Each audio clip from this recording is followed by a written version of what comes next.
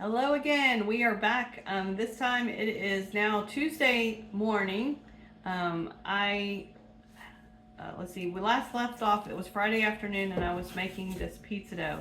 I ended up making 7 containers of pizza dough, and I do have a picture that I'll post on the video. But they were probably about yay high, maybe a little bit more. And this has risen all the way and filled my container. So I have nearly 300 grams of pizza dough here. And we are going to try a little experiment this morning. It smells good. Kind of has the consistency of like Play-Doh, maybe. That's what it looks like. You can see when I touch it. So what I'm going to do, we're going to try a little experiment this morning, and we're going to try to make some bagels with this and see what happens. I have no idea how they're going to turn out, what they're going to taste like. But we're going to give it a whirl.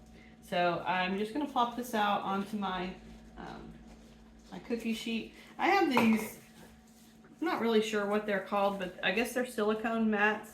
I bought these on a roll.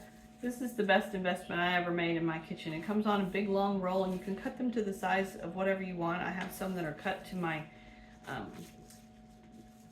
actually, I think this is the one that's cut to my other smaller pan, but you can cut them however you want and use them over and over and over and over and over and over again. So, that being said, I am just gonna knead this maybe a little bit. Again, I don't know what I'm doing, so y'all are, I'm the blind leading the blind, you guys. I'm doing the best I can. So, what I'm gonna do is cut this, I think I'm gonna cut this into 3 pieces. Let's see. I don't know if you can see what I'm doing. Let me move my camera a little bit. Alright.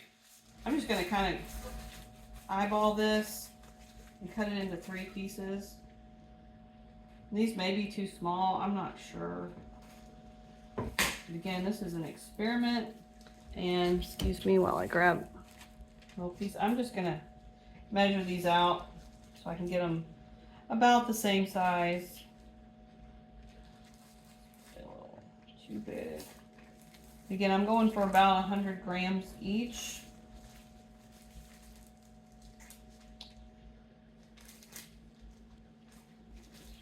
Four. Yeah, close enough. All right, so I already have my water boiling over there, and I've got about 2 quarts of water and 1.5 tablespoons of sugar. So what I'm doing here is a little difficult with the clothes on, but I'm just kind of rolling this around so that I can, this is kind of funny, my niece calls this the butt side, so I'm just kind of rolling it around, and I'm just going to poke a hole through the bottom part, and just kind of do this with my fingers. This is how you make a bagel, traditionally. Alright, so I'm going to set this down here for a minute and do these other 2. And then I'm going to pause my video, and when my water is ready, I will come back on and show you what we're going to do with that. Okay.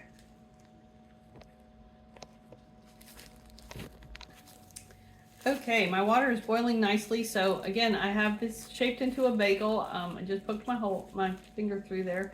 And I wanted to preface by saying you don't have to wait as long as I did. I was just out of town this weekend, and that's why I waited so long. But I'm just going to plop this in my water. I'll try to take this camera along with me. Again, I told you guys this was not going to be professional, but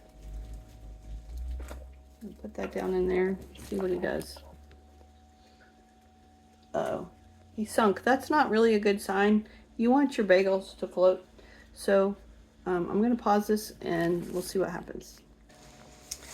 Okay, actually, I think this might possibly work because I flipped him over after about 30 seconds, and he is floating now.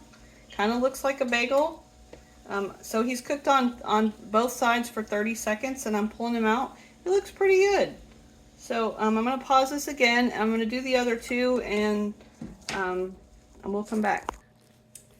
All right, so while I'm waiting on those other bagels, I've got a little egg wash here, and I'm just going to coat this bagel with a little egg wash. Oh, I used the egg yolk. I meant to use the white. I'm telling you, y'all. It's Tuesday mornings are my Monday mornings, so for me, this is a Monday. So you're just going to have to bear with me today. All right.